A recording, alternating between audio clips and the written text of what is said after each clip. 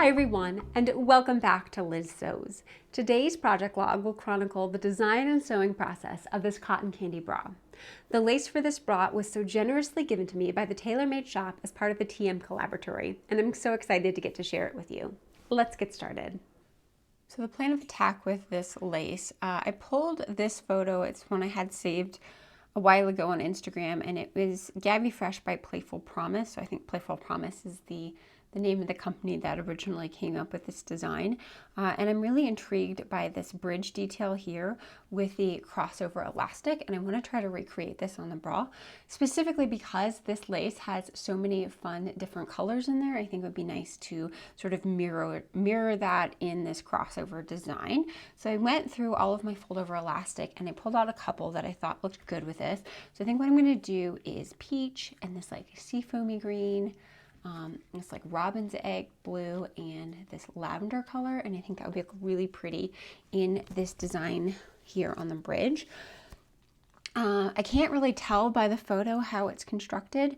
It looks to be mounted on bra tulle, but I think I'm going to use something a little bit stronger. I'm going to use just probably 2 layers or 1 layer of non-stretch cup lining in like a nude colorway for me, and then I'm going to sort of weave these on top. The original design doesn't have them woven. It looks like you just have 2 this way and 2 this way, sort of like a hashtag, but I kind of want to basket weave it. I think it'll look a little bit prettier because I'm using different colors, that it'll look better. And then I was thinking about sewing it, and I pulled out this like invisible thread, which I bought years ago and have never used. So I'm going to go ahead and use the invisible thread so that I don't have to keep changing out my colors as I'm doing the sewing on the basket weave here. So my idea is that I'll cut out the base in like a nude lining, and then I'm going to use some wash away tape to sort of fold my fold over elastic in half and position it on to the bridge, and then I'm just going to zigzag down.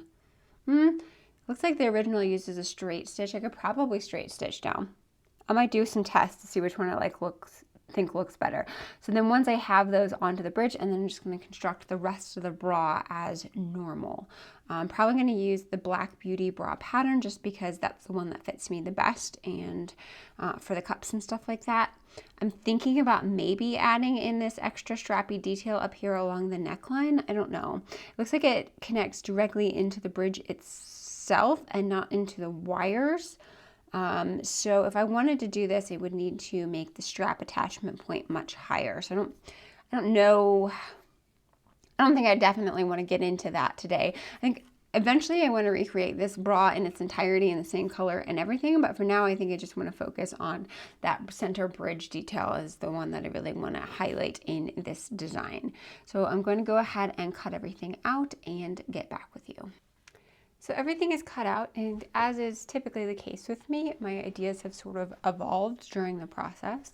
So for the bridge, I cut it out in 2 pieces. The first one is in, I think this is pecan sheer cup lining, and then one that I just had in my stash. It was like a really light colorway because I think the combination of the 2 of them gets me pretty close to my skin tone.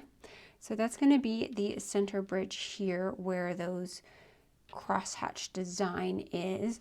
Another thing that I decided to add on is keeping the scalloped edge on the lace right here where the bridge attaches to the side cradle. And so my idea is that I will connect the lining just like normal with the 1/2 inch or the 1/4 inch seam allowance, and then I'll lay this over top and it'll sort of float there.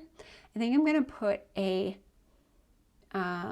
boning channel in just right here and here to make sure I'm keeping that bridge straight up, because with all of the cross hatching in there, I think that this needs to make sure that it's not bunching at all. So I am going to put boning channel in here. Probably not the sides, just the side of the bridge. And then I also lengthened my bridge by 1/2 inch just because I wanted to make sure I had enough space for you to see all of those elastic details. And then the other thing that I was changing while cutting out is I decided to go ahead and put the power bar in this Black Beauty. So I've cut it out in just a white, almost sheer bra tulle, so you can lay it over top of the lace and it doesn't disrupt this lace at all. Like, you still see the lace really easily, and this allows me to be able to raise that strap attachment point so that I then will be able to do these straps those strappy detail that comes back down to the bridge. So I got pink to do that extra strappy detail, and that's a color that I haven't pulled in previously. And I think I'm going to use just this like really pale gray to go along the edge of the power bar here so that it doesn't like terribly interrupt everything. And I don't know. In my mind, I think this will work out. It might be a little bit too busy. There might be a little bit too many details. The power bar is definitely something that I can sew up and then sort of like audition how it's going to look if I change my mind. Here's an example. I've done this previously in a lace bra where I've done just sort of like that sheer power bar in here. So this lace I didn't want to interrupt, but I liked the power bar. So I did it in this like white bra tool that you can barely see there, and then you can still see the lace beneath it. So that's the idea that it'll be going for. I'll probably sew everything together and just sort of like audition it before I have to like make any final decisions. So for the bridge, like I said, I lengthened it by 1/2 inch, and then I drew in my sort of like lines where my fold over elastic is going to go. I think I'm going to mount them just to one layer of the bridge, and then the second layer of the bridge will sort of like cover up all of my stitching lines to make it a little bit cleaner. So I think what I'm going to do now is probably pencil in where those elastics go on here, and that way I have a good guideline for me. I won't be able to see it in the finished bra, but it'll help me make sure that I'm keeping everything straight and organized while I'm sewing them on. Okay, so I used some double-sided like wash away tape. I put some inside of the fold over elastic just to keep it folded over, and then I also laid it onto the bridge piece itself. I put the paper underneath and then laid this on top and then put the tape on there, and that way I could hold everything in place, and it's looking pretty good. So now I'm going to go over to the machine and just top stitch these all into place. I was thinking about doing a straight line. I don't know that I can get it looking good enough with straight line stitches. I might just do zigzags. The colors are looking a little bit more saturated than I thought they would, but I think it's all right. It still goes with my sort of like cotton candy theme of the lace and everything like that. So now I just need to top stitch these on. So I wasn't quite sure which way to go with the stitching, so I did a little sample here. I did edge stitching on this half, and then I did zigzag stitching on this half. And I don't know if it's because of that invisible thread, but it is pulling up the bobbin is pulling up through the top on the zigzag side, and I tried to move down the tension a little bit, but it didn't seem to help at all. So I think what I'm going to go do is the straight stitching. Even though I thought that was going to be harder, I think it gives a much better finish. So here it is all sewn on. I have run this under some water just to get rid of that wash away sticky tape. It's a little gummy on the back, so I think you have to wash it underwater a little bit longer, maybe soak it in there, but I'm actually quite happy with how this is looking. Despite its like wrinkliness, I do think once it's under tension and worn, it will be a lot more sheer and sort of looking nice. But yeah, good first step so far. I think the basket weave looks really good on there, and I think the edge stitching turned out perfectly. So now I'm going to turn my attention over to the cups of the bra. So I've sort of reached a decision time on the cups here. So for this one, I've just pin basted in that power bar with the gray strapping, and then the pink, I'm imagining, would attach up here with the ring and then down into the bridge, so you get that extra strap up there. The other alternative is just to leave the power bar and that pink strap out and just set the cup in as is, like this, into the bra. And so looking at it both ways, I think I'm going to go with the extra strappy version, just because otherwise this looks a little out of place. Like all of this looks really soft and ethereal, and this looks a little out of place. So I think I'm going to go with the extra strappy for this.